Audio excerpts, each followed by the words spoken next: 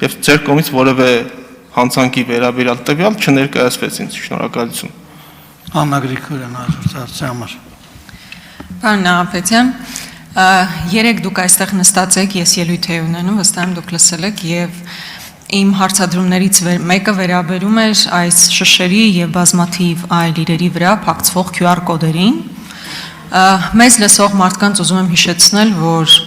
ուրեմն տեղի ունեցել հետեւյալը 2020 թվականի նոյեմբերի 9-ի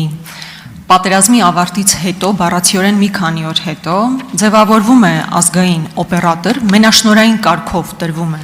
մի կազմակերպության, որտեղից պետք է մեր բոլոր տնտեսվարողները ձեռք բերեն այս QR կոդը, արդեն 5 տարի է այդ մենաշնորհը գոյություն ունի։ Եվ ընդ որում այդ կազմակերպությունը ղեկավարում է մի անձ, որը դեռևս պաշտոնատար անձ էր պետական եկամուտների կոմիտեում, այսինքն ՊԵԿ ղեկավարի տեղակալ էր, եւ փաստացի հանձնվել է այդ մենաշնորհը մի կազմակերպության եւ այնուհետեւ պաշտոնը լքելուց հետո դարձել է այդ կազմակերպության ղեկավար։ Ես ուզում եմ հասկանալ այս գործի մասով ինչ զարգացումներ կան, եթե չեմ սխալվում, հենց ձեր կառավարման օրոք է, որ այս գործը քննության առարկա է դարձել, ուզում եմ հասկանալ ինչ առաջընթաց ունենք այս մասով։ Եվ երկրորդ հարցս հետեւյալի մասին է։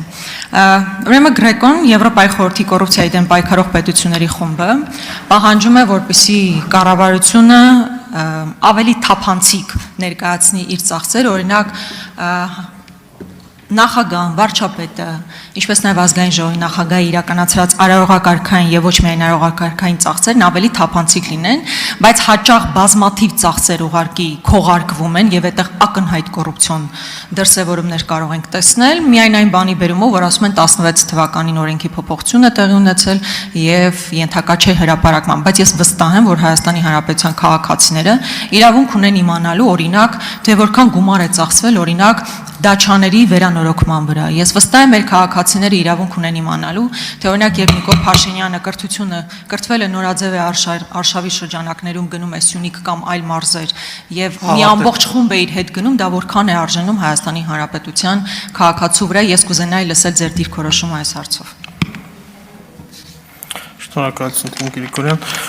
Ձեր կողմից նշված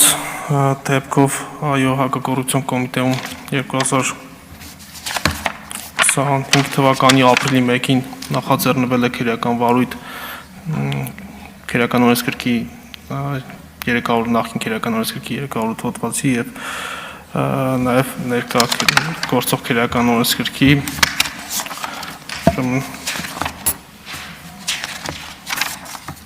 294 հոդվածի 3-րդ մասի 3-րդ կետի հատկանիշներով, այսինքն պաշտոնական լիազորությունների չարաշահման եւ հակամրցակցային գործունեության առերևույթ հանցանքների հատկանիշներով այդ հաղորդումը մենք ստացել ենք Հայաստանի Հանրապետության պետական եկամուտների կոմիտեի ներքին անվտանգության վարչությունից եւ հաղորդման կապակցությամբ ամբողջ ծավալով իրականացվում է նախաքննության արդյունքների վերաբերյալ հանրությունը միանշանակ կտեղեկացվի։ Շնորհակալություն։ Եվ երկրորդ հարցի հետ կապված դուք նշեցիք որոշակի միջազգային կառույցների կողմից Գրեկոյի կողմից կատարված վերլուծություններ, ես միայն կարող եմ ասել, որ հակակոռուպցիոն կոմիտեն չի կարող պարզաբանումներ ներկայացնել պետական բյուջեի գումարների ծախսման ուղղությունների հետ կապված, փոխարենը եթե տվյալներ են ստացվում, որ այդ գումարները ոչ նպատակային են ծախսվել կամ այդ գումարները հափշտակվել են, ապա հնարավոր կոռուպցիոն երևույթների մասով կամ հատկանիշների մասով կիրականացվի համապատասխան նախաքննություն։ Շնորհակալություն։ Շնորհակալություն, Արման Եղոյան, հաջորդ հարցը։ Ներողություն, արձագանք, խնդրեմ։ Պարոն Նահապետյան, իմ հիմնական մտավախությունը հետևյալն է, որով եղել են գործեր, այդ հայտնի, ամենահայտնի չարչրկված անիվ հիմնադրամի գործով 22 թվականից դեռևս հակակոռուպցիոն կոմիտեն վարույթ է հարուցել,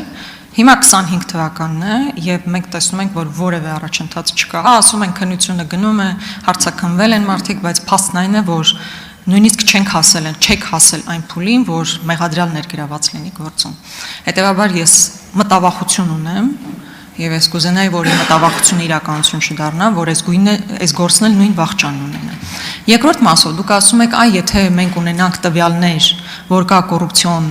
դրսևորումներ, մենք կգնանք դրա հետևից։ Բայց իմ ասածն էլ է, որ հնարավոր չի դա պարզաբանել, քանի որ թաքցվում է այդ ամբողջ ծախսերը, այսինքն երբ որ հանրապետության նախագահան տարին 20 անգամ, չգիտեմ, տարբեր երկրներ գնում ու անհասկանալի այցեր է իրականացնում, որի արդյունքը մենք չգիտենք, երբ հարցնում ենք դա որքան է արժենում Հայաստանի Հանրապետության քաղաքացու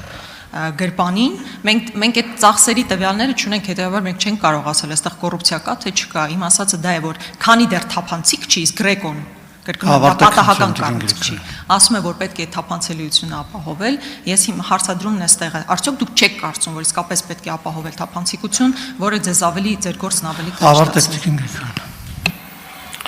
Շնորհակալություն Տիկին Գրիգորյան, Անտիվի հետ կապված վարույթը քննվում է քննչական կոմիտեում, ոչ թե հակակոռուպցիոն կոմիտեում, այս վարույթի մասով ես որևէ ասելիք չունեմ։ Ինչ վերաբերում է թափանցիկությանը, եթե դուք նշեք կոնկրետ ինչի մասին է խոսքը, այսինքն ոչ թե ընդհանրական դեպք նկարագրեք, ընդհանրական ծախսեր, այլ կոնկրետ նշեք, թե ձեր նկատառումները որ ծախսերի մասով են եւ եթե ունենաք նաեւ տվյալներ, որ այդ ծախսերը ոչ նպատակային են, այսինքն ունենանք առերևույթ հանցանքի մասին տվյալներ, ապա խնդրում եմ այդ մասին համապատասխան հաղորդմամբ դիմել հակակոռուպցիոն կոմիտեին։ Ես ձեզ վստահեցնում եմ, որ այդ հաղորդումը կունենա համապատասխան ընթացք եւ ձեր կողմից նշված տվյալները եւ հանգամանքները մանրամասն հակակոռուպցիոն կոմիտեի կողմից կստուգվի, այդ թվում նաեւ օպերատիվ հետախուզական գործիքակազմի կիրառմամբ։ Շնորհակալություն։ Արման Եղոյան, ամաց։